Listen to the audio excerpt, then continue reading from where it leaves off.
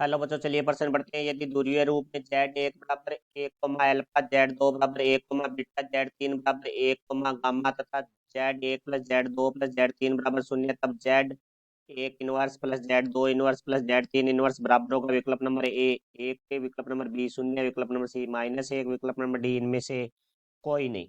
मुख्य अवधारणा, तो हमारा जो पर्सन है वो सहमिश्र संख्या से संबंधित है। तो देखो सहमिश्र संख्या जेड बराबर हमारे पास ध्रुवीय रूप कोस theta plus iota sine theta है। तो इसका जो आइलर रूप है वो हमारे पास होगा e की घात आयोटा थीटा। तो अब देखो यहाँ से हम बात करते हैं, यदि हमारे पास जेड बराबर है आर कोमा थीटा, तो ये जेड बराबर हमारे पास हो जाएगा r cos theta plus iota sine theta. तो देखो यहाँ से अब पर्सन के बारे में बात करते हैं। तो पर्सन में हमें दिया गया जेड एक बराबर हमारे पास है एक कोमा एल्फा, अर्थात आर का मान एक है और थीटा का मान एल्फा है। तो जेड एक बराबर हमारे पास हो जाएगा कोस alpha plus iota sine alpha. तो बराबर आ जाएगा हमारे पास e की घात आयोटा एल्फा, और जेड दो हमें दिया गया है एक कोमा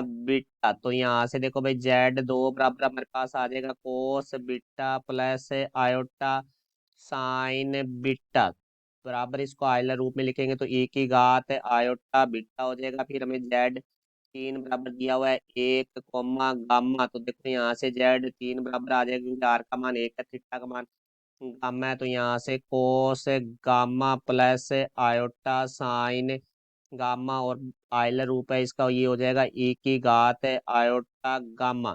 तो देखो पर्सन में दिया गया हमें जेड एक प्लस जेड दो प्लस जेड तीन बराबर शून्य। तो यहाँ से देखो जेड एक का मान है हमारे पास cos alpha plus iota sine alpha plus cos beta plus iota sine beta plus cos gamma plus iota sine gamma बराबर है शून्य। तो देखो यहाँ से वास्तविक भाग अलग लिखेंगे तो cos alpha plus cos beta plus cos gamma plus iota हम उभयनिष्ठ ले लेंगे तो sign alpha plus sign beta plus sign gamma बराबर आ जाएगा हमारे पास शून्य प्लस शून्य। आयोटा वास्तविक भाग की तुलना वास्तविक भाग से करेंगे, आयोटा वाले भाग की आयोटा वाले भाग से तुलना करेंगे। तो यहाँ से कोस alpha plus cos beta plus cos gamma बराबर हमारे पास आ जाएगा शून्य। इसी प्रकार sign alpha plus sign beta plus sign gamma बराबर आ जाएगा हमारे पास शून्य।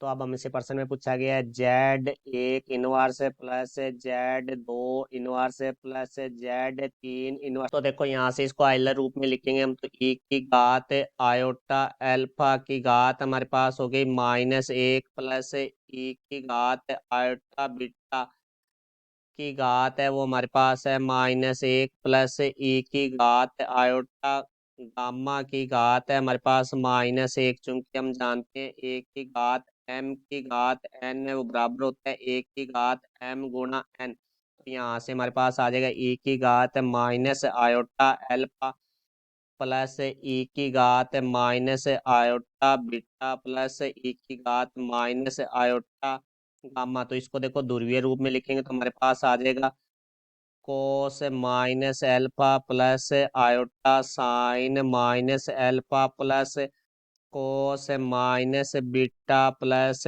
Iota sine minus beta plus कोस minus gamma plus iota sign minus gamma. चूंकि हम जानते हैं कोस माइनस थीटा बराबर होता है कोस थीटा, और साइन माइनस थीटा बराबर होता है माइनस साइन थीटा। तो यहाँ से देखो भाई हमारे पास आ जाएगा कोस alpha minus iota sine alpha plus cos beta minus iota sine beta plus cos gamma minus iota sine gamma. तो यहाँ से देखो भाई कोस वास्तविक भाग अलग लिखेंगे तो cos alpha plus cos beta plus cos gamma फिर माइनस आयोटा ओबेनिस्ट आ जाएगा, तो यहाँ से हमारे पास साइन एल्फा प्लस है साइन बीटा प्लस है साइन गामा। तो देखो यहाँ से बराबर में हमारे पास cos alpha plus cos beta plus cos gamma का मान हमने पीछे निकाला था, जो शून्य आया था, minus iota sine alpha plus sign beta plus sign gamma का मान भी हमारे पास शून्य आया था। तो यहाँ से देखो जेड एक इनवर्स प्लस जेड दो इनवर्स प्लस जेड तीन इनवर्स बराबर हमारे पास हो जाएगा शून्य। तो ये हमारे प्रश्न का उत्तर है, जो कि हमारा विकल्प नंबर बी है। हमारे प्रश्न का उत्तर होगा विकल्प नंबर बी। ये हमारे प्रश्न का उत्तर हुआ। मैं आशा करता हूँ समझाया होगा। धन्यवाद।